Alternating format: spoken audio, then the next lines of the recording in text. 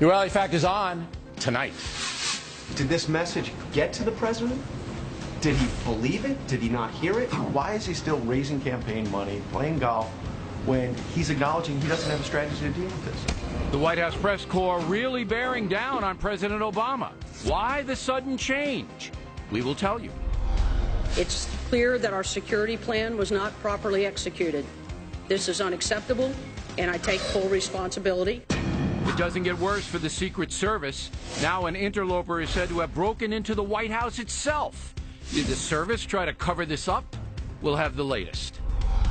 It is highly likely that I will seek the death penalty in this case. Also, I had the Oklahoma man that beheaded a co-worker charged with murder. But is there a terrorism component to the crime? Is it legal? Is investigating. Caution. You are about to enter the no-spin zone. Fact, it begins right now.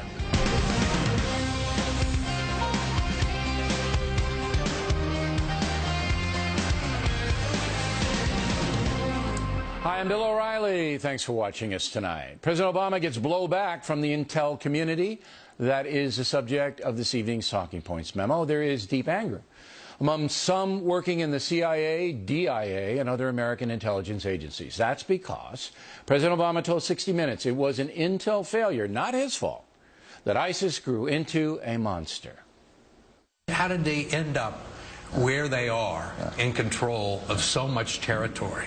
Was that a complete surprise to you? Well, I think our head of the intelligence community, Jim Clapper, has acknowledged that I think they underestimated what had been taking place in Syria. So at this point, President Obama has not taken any responsibility for the botched intelligence on ISIS, and that has led to some evaluations. First up, November 13th, 2013. The Deputy Assistant Secretary of State for Iraq and Iran said this in front of a House committee. ISIL is led by Abu Bakr al-Baghdadi, a specially designated global terrorist under U.S. law who is now based in Syria. Earlier this year, Baghdadi announced a campaign of terror to include attacks against Iraqi security services, government targets, and civilians. There's no question that ISIL is a group that is growing roots in Syria and in Iraq. Okay, so that means the president had to know that the State Department, at least, believed ISIS was a major threat. Number two, February 11, 2014, this year, the director of the Defense Intelligence Agency told Senator Joe Manchin that ISIS was a major problem. How imminent of a threat does the resurgence of al-Qaeda affiliates pose for the regional stability there? I think it's increasingly a concern that we're going to have to pay very close attention to, not only inside of Iraq, but for the whole region, as you're highlighting. So again, President Obama had to know a terror threat was brewing, yet the president did nothing.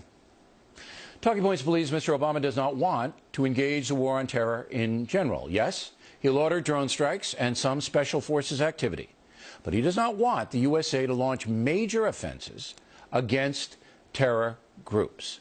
Therefore, the president looks away, hoping that a situation like ISIS in Syria will go away.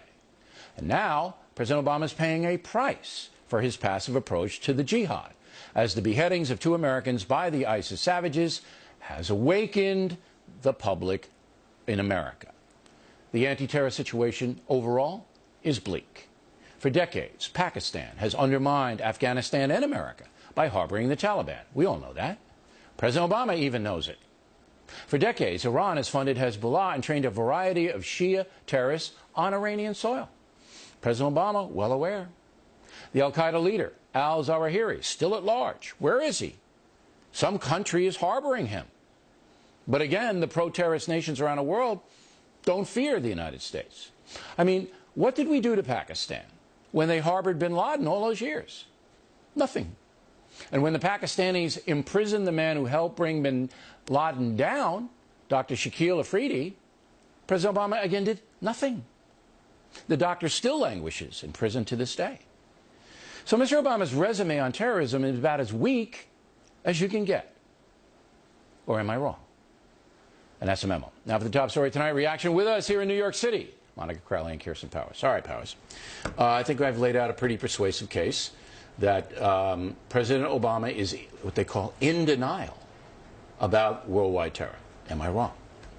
Yeah, I think you're wrong. I don't think the case you just made shows that he's in denial. And I also don't think the two clips you showed really backed up what you said, because you're suggesting that somehow people were ringing alarm bells over ISIS. That's not really what those clips showed. No. What that showed was that they said that they posed a threat. They didn't say that they were about to overrun countries and start beheading people. Those are pretty strong statements. I think if you look at even what the president said, James Clapper said, is accurate, and you had Admiral Rogers, ahead of the NSC, saying the same thing, saying, look, we knew they were a threat. We didn't understand quite how bad they were. We knew that they had the capability. We didn't know that they had the will. So what you're saying is that President Obama, number one, knew they were a threat. You'll cede that. I think he knew they were a threat. I don't think he knew that that it was going to end up where it is. They didn't know they were a big threat. They knew the little threat. I don't think he knew that they were going to overrun Iraq the way that they are. If he knew they were a threat and he didn't do anything about it, that makes him look weak, does it not? Not if his senior advisors were telling him that they're not, that they think they shouldn't do anything about a threat. What they basically said was, what they said was they think that they have the capability,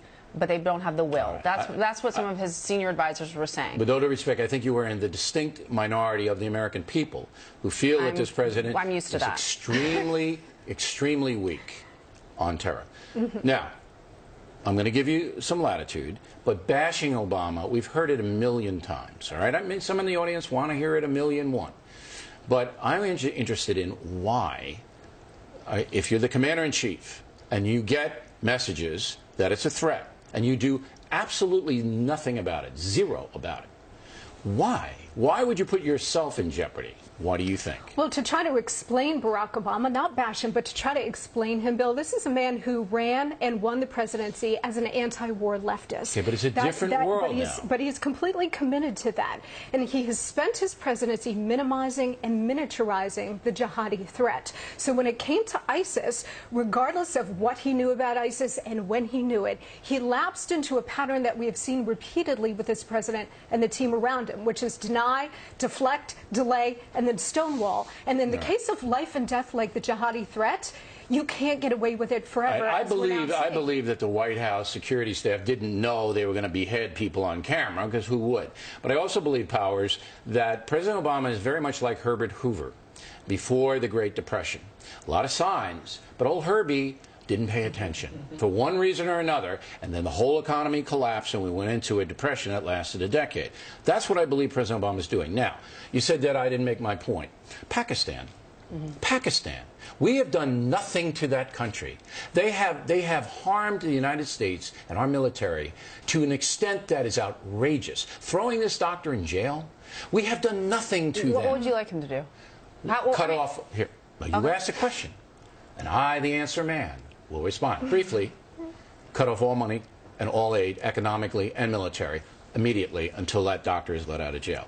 Number two, okay, tell the government of Pakistan that we will support India, their greatest enemy, to an extent never before seen, unless they clean up their northern provinces. That's what I would do. Go. Okay, so you don't, if I remember correctly, you support the drone war over Pakistan, yes, right? I do. What do you think would happen to that? You think that would continue? Well, we continue that, but the Pakistani government should be cleaning out these people. With the Pakistani government opposing it? How would we do? I mean, then we're basically at war with the Pakistani government. I mean, we have a relationship with Pakistan. You also with them? You also claim that the Obama administration has done nothing. You don't know that. You don't know what's going on behind the scenes. Yes, you don't I know do. What kind of pressure. I have sources all over the place. Yeah, I'm sure you know. All right, Cal. You can sit there and say, I don't know what I'm talking about, but the record shows he hasn't done anything. You don't know what, there's plenty that happens behind the scenes, Bill. Okay. Can I make last word? 2 final points? Sure. Okay, first, the president's inability to admit a mistake and take responsibility for anything speaks for itself. Speaks for itself, shows a lack of leadership and a lack of maturity. On the second issue about intelligence, where he's saying all of these people let me down, they didn't tell me, they misunderstood or underestimated the threat. The biggest threat of all, forget about Pakistan, forget about ISIS, it's Iran. So if he's saying that these people let him down, number one, why are they still in their jobs? And number two, how can we rely on the intel we're getting about Iran and its nuclear weapon? That's the real existential threat. We have him chained now because he's so angry about Iran. He'll be up later. Ladies, thank you for the good debate. We appreciate it. Thank you. Next on our rundown, another embarrassing incident for the Secret Service. This one's dangerous as well. A man on hinge hops the fence, actually enters the White House. How could that possibly happen? Karl Rove will tell us next.